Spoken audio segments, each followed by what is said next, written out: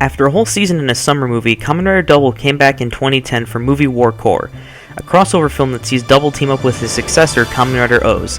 The film is split into 3 parts, the first portion being dedicated to Double as it explores the events of Begin's Night, with the second portion being Kamen Rider O's, and finally there's Movie War Core, where the endings of the first 2 stories coalesce into the big team-up between the 2 main riders. The opening act, titled Skull, A Message for Double, picks up a year after the events of the show. Double is facing off against a new monster, the Pteranodon Yummy, which is a type of monster from O's villain faction, where he's joined by Ryu Terui, who lacks his Axle Driver and Axle Gaia memory due to his bride-to-be Akiko confiscating them. After yelling at the riders and threatening to call off her wedding, Akiko storms off, more upset about her father not being able to attend her wedding and wondering why he became a Kamen Rider in the first place. Using the memory, the Pteranodon Yummy approaches Akiko to give her the answer she seeks. From there, Akiko is shown a past event involving her father Sokichi investigating a case surrounding a singer in a mystery stalker called the Spider-Man. And no, it's not the Marvel hero, rather it's the Spider Dopant, who attacks the police after Sokichi meets with the singer's CD manager Yaguchi. His partner suggests they let the police handle the Spider Dopant, but Sokichi goes to meet Shroud, who tells him about the museum beginning their big plan, offering the skull memory to him, which he declines for now. He then meets with his partner Matsu after discovering Yaguchi's female clients are among the missing persons. Sokichi makes his way to the talent office, discovering that the missing girls are being used in Gaia memory research. He finds himself cornered by the newly created Bat Dopant, as well as the Spider Dopant, but Shroud arrives with the Lost Driver and Skull memory, fighting his way through them as Kamen Rider Skull. After receiving a call from a young Akiko, his resolve strengthens as he pursues the Dopants, only to find Yaguchi, who is revealed to have been supplying the museum with subjects before dying.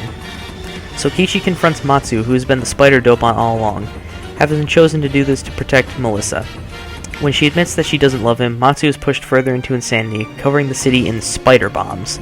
A chase ensues, but the Bat Dopant intervenes in Skull's pursuit. After defeating Bat, Skull catches up with Matsu, telling him he will pay for his crimes. He defeats the Spider Dopant, with Matsu dying as a result of the memory's side effect. Kamen Rider Skull departs, leaving a heartbroken Melissa behind.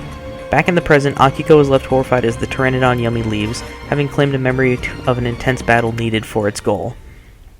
The second act of the movie is titled O's, Nobunaga's Desire. Set approximately after episode 12 of Kamen Rider O's, we see the Kogami Foundation use cell metals to create a homunculus of Oda Nobunaga.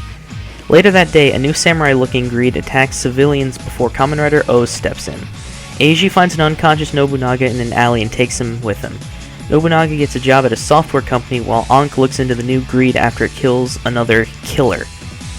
The next day, Nobunaga meets a ballerina named Yoshino, gets control of the company, and decides to go after the Kogami Foundation.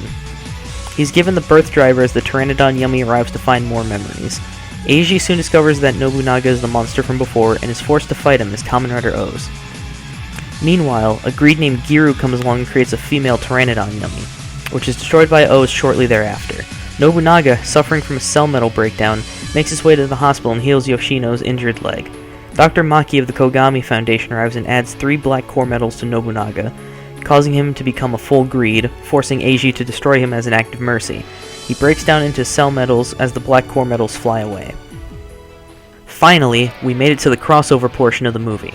The male Pteranodon Yummy has now obtained the most intense Kamen Rider battles in the memory, which is then combined with the black core metals to create Kamen Rider Core. Eiji arrives and saves a horrified Akiko. Double soon joins the fight against Core, whose power is revealed to be a giant crystal hidden underground. Ryu convinces Akiko to let him become Axel again, just in time to fight the Pteranodon Yummy, before being joined by Shintaro Goto, aka Kamen Rider Birth. Core's crystal gets destroyed, which only angers him.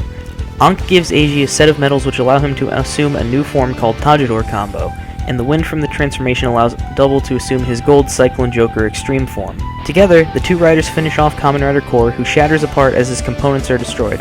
Akiko and the rest of the Double cast hurry off to the wedding as Eiji winds up in Rio for some reason. Akiko discovers Melissa is there in place of her father, per his request, as he realized he could never see his daughter again, as the spider bomb did not disappear with the Dopant's destruction.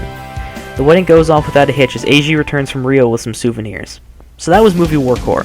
While the second act was mostly filler, the first act offered some insight into events that unfolded prior to the start of Kamen Rider Double. The third act was thrilling, and everything ended on a fairly positive note. Until next time, see you later.